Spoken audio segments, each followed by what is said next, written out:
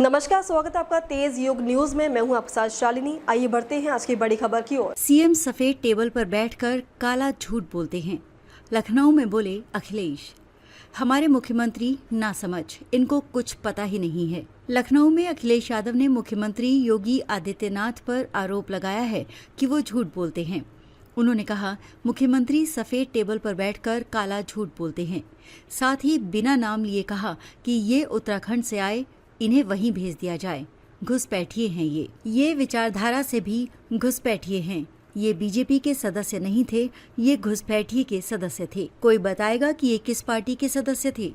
इन घुसपैठियों को कब हटाओगे? अफगानी विदेश मंत्री आमिर खान मुत्तकी की प्रेस वार्ता में महिला पत्रकार की एंट्री बैन होने के सवाल पर अखिलेश यादव ने कहा, इस पर हम कुछ नहीं बोलेंगे। ये भारत सरकार का मसला है, विदेश नीति का मसला है। हमारे मुख्यमंत्री तो कुछ भी बोल देते हैं, वो नासमझ है, उन्हें कुछ पता ही नहीं है। इसके बाद अखिलेश यादव ने पार्टी कार्यकर्ताओं के फोन पर विधानसभा में सीएम योगी का कोई बयान प्ले कर सुनाया। अखिलेश यादव रविवार को लोहिया पार्क में डॉक्टर राम मनोहर लोहिया की पुण्यतिथि पर पहुंचे थे।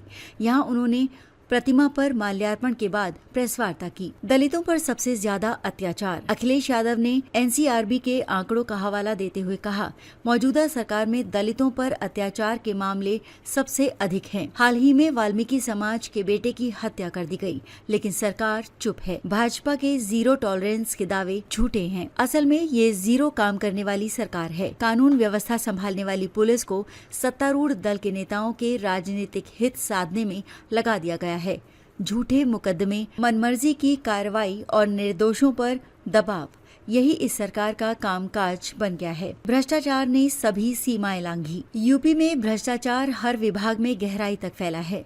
मुख्यमंत्री सफेद टेबल पर बैठकर काला झूठ बोलते हैं। 9 साल की सरकार में शिक्षा से लेकर विकास तक हर क्षेत्र में लूट और बेईमानी है। एक लेखपाल के पास 100 करोड़ की संपत्ति होना इस सरकार की असल तस्वीर दिखाता है। हजारों शिकायतें थानों में पहुंचती हैं, लेकिन FIR नहीं लिखी जाती। लखनऊ से कानपुर की दूरी नहीं घटी। ये वही सरकार है जो कहती थी कि लखनऊ से कानपुर 45 मिनट में पहुंच जाएंगे, लेकिन सच्चाई ये है कि विकास के नाम पर सिर्फ दिखावा हो रहा है।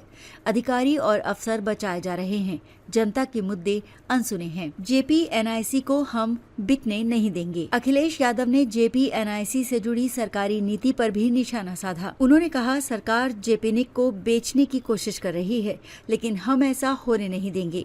ये सरकार विकास कार्यों को खत्म करने और बर्बाद करने में लगी है।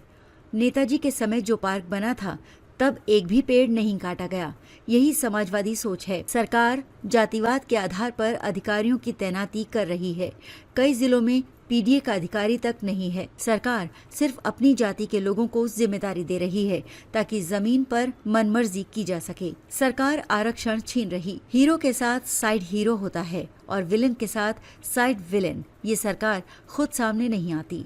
ये आरक्षण छीन रही है, बाजार को विदेशी कंपनियों के हवाले कर रही है और मुंह से स्वदेशी की बात करती है, लेकिन मन में विदेशी है।